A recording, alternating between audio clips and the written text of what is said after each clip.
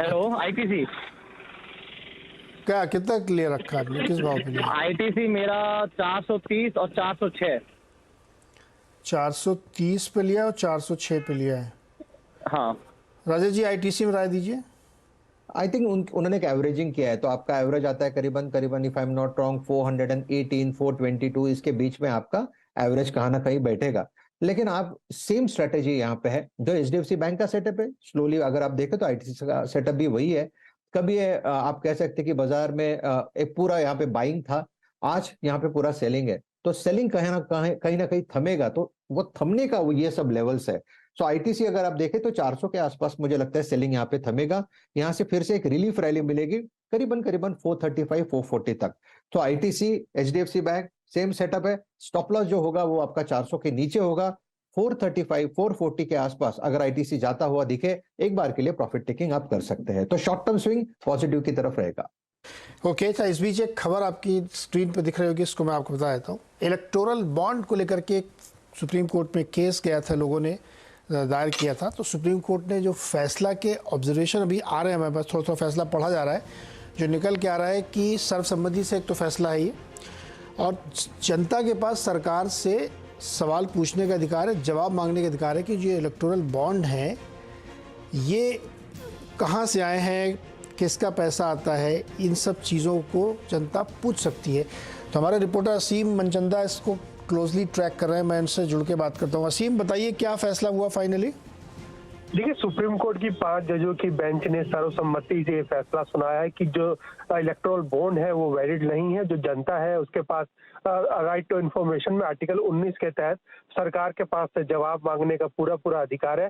उस supreme court ने ये भी कहा कि अगर किसी पॉलिटिकल पार्टी को वित्तीय सपोर्ट मिलता है तो इसकी संभावना से इनकार नहीं किया जा सकता कि यहाँ पर किसी तरह का क्विड प्रो क्रो का कोई अरेंजमेंट हो, और जो जनता है उसके पास पूरा अधिकार है कि वो ये जान पाए कि सरकार के पास पैसा कहाँ से आता है, पैसा कहाँ से आता है। अभी भी ये बता दूं कि सुप्रीम कोर्ट अभी भी इस मामले के मामले पर फैसला पड़ रहा, लेकिन जो सुप्रीम कोर्ट का निष्कर्ष यही निकल कर आ रहा है कि इलेक्टोरल बॉन्ड पूरी तरह से वैलिड नहीं है।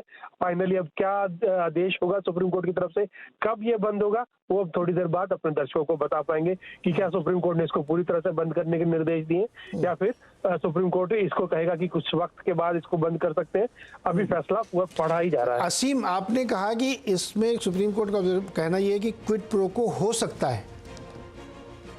हाँ जी, सही कहा आपने, क्योंकि खासतौर पे कि किसी तरह की फाइनेंशियल सपोर्ट आप किसी पॉलिटिकल पार्टी को करते हैं तो सुप्रीम कोर्ट ने कहा कि इस बात की संभावना से इनकार नहीं किया जा सकता कि किसी भी तरह का क्विड प्रो को यहाँ पर हो जाता है कि आप किसी को फेवर दे रहे हैं, किसी को पैसा दे रहे हैं और उसके बदले में कोई फेवर ले रहे हैं। तो सुप्रीम कोर्ट ने भी साफ कह दिया कि ये जो इलेक्टोरल बॉन्ड है ये जनता को इसको जानने का अधिकार है कि राजनीतिक पार्टी के पास पैसा कहाँ से आ रहा है और पैसा उसका कहाँ पर जाता है, ये जानने का अधिकार सरकार जनता के पास है। तो सुप्रीम कोर्ट ने इलेक्टोरल बॉन्ड को एक तरीके से इनवैलिड ठहरा दिया है। अभी पता चलेगा कि कब तक इसको सुप्रीम कोर्ट बंद करने के निर्देश देगा।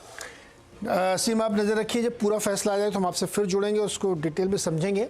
इलेक्टोरल बॉन्ड ये था कि राजनीतिक दलों को जो चुनावी चंदा मिलता था, तो जब अरुण जेटली जी थे तो उन्होंने एक कानून बनाया था कि बॉन्ड के जरिए पैसे दिया सकते हैं। बॉन्ड कहाँ से मिलेंगे? State bank of India electoral bond बेचती है, तो कोई भी जाके वो बॉन्ड खरीद सकता है और उसके बाद वो पार्टी को दे सकता है। तो इससे क्या हुआ कि एक लेयर क्रिएट हो गई, जिससे डायरेक्टली ये पता करना आम आदमी के लिए, किसी के लिए मुश्किल होता था कि या पार्टी के लिए कि वो पैसा किसने दिया, क्योंकि वो बॉन्ड आपको दिया जा रहा है। लेकिन इस पर कई तरह के सवाल उठे थे, जो एक सवाल मैंने अभी पूछा भी कि शक हो सकता है कि जो आपको बॉन्ड के ज़रिए पैसा दे रहा है तो उसमें संभावना से इनकार नहीं कर सकता क्विड प्रो को हो।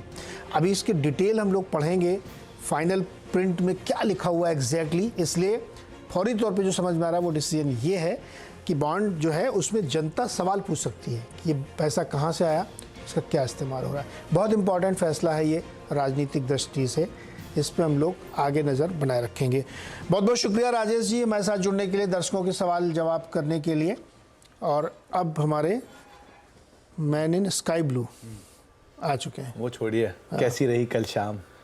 कल शाम बहुत बढ़िया रही है। मैंने 3-4 डेट आपकी डिबेट मैं पूछना ये था। नहीं, तुम जो पूछ रहे थे मैं उसी की जवाब दे रहा हूँ। डेट नहीं, डिबेट पूछ रहा था आपकी। आवाज लगता है कि डिबेट कैसी आपको लगता है कि सिर्फ आपने मेनू पढ़ा है, मैं नहीं पढ़ा। डेट्स मैंने खाए 2-3। अच्छा, और डिबेट मैं तो डिबेट बोल रहा था, आपने डेट सुन लिया क्या? नहीं, डिबेट भी बहुत अच्छी रही। अच्छा, तो क्या लग रहा है नीरज जी मार्केट? यार मार्केट में तो मिड कैप की चल रहे हैं और वही आज हमको लगता है चलेंगे।